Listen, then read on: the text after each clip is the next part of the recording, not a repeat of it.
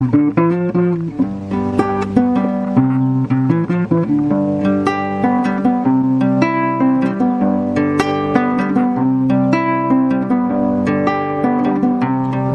down, down, down, down, down, down, little town Bagamoyo, historical town, down, little town Bagamoyo. Hi, my name is BTOWNONLINETV, and today we are going to show you a view of Bagamoyo historical site. Historia ina nguvu mwaliwe, historia ina nguvu mwayego. Ingeja mito mikubwa na bahari zenye nguvu haziwezi kuifuta historia. The caravanserai is one of the places of memory in Bagamoyo, linked to the 19th century ivory and slave trade. It's a place where the name of the town was born. Its spot was the penultimate stop of the slave and ivory caravans that traveled on the foot all the way from Lake Tanganyika.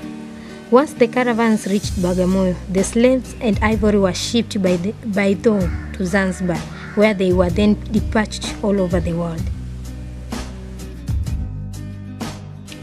The Catholic Museum of Bagamoyo is a historic landmark of the town that belongs to the Catholic Church and is located at the end of the Mango Drive in the northern part of the Tanzania town.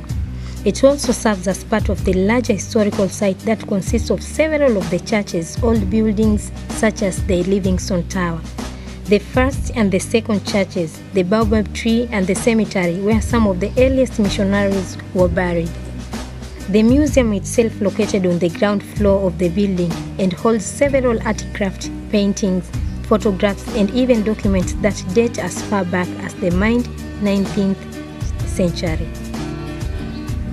Some of these aircrafts were from German government of the time, some from the churches and some from the local slaves that went through the areas.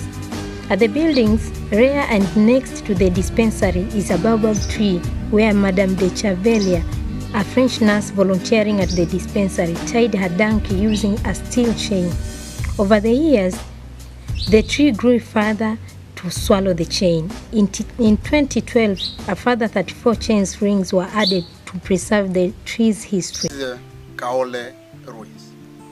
Kale was among of the earliest coastal Swahili towns along the coast of the East Africa, which existed before the 9th century. But before the 9th century, this area it was inhabited by the Africans, who were Zaramo and Wakweri. But in the beginning of the 9th century, the site of Kale was inhabited by the people who were coming from the Iran, from the Shiraz. So these people were coming here by using the monsoon winds, and they settled here. And it became very famous trading towns along the coast of the East Africa. So I can say this was among of the earliest coastal Swahili towns along the coast of the East Africa, which existed before the 9th century. It was declined during the end of 18th century, and because the people to move from here to Bagamoyo Stone Town. So now it's just a ruins, but also it's archaeological sites. Here we have different kinds of pillars and graves. But one of the things we can see here, it was among of the earliest mosques along the coast of the East Africa, which was constructed during the 13th century. So you are most welcome. The old fort of Bagamoyo is the oldest of the many historic buildings that is located in the old town section of the town of Bagamoyo. It was first established in the early 1860s by Abdallah Suleiman Marhabi, one of the first Arab traders in the area. Being a man who was not involved in slave trade,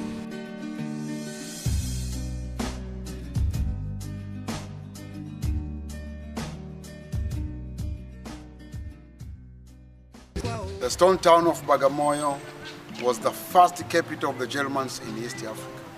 And this building you can see here, this was the first German state house, which was built during the 19th century.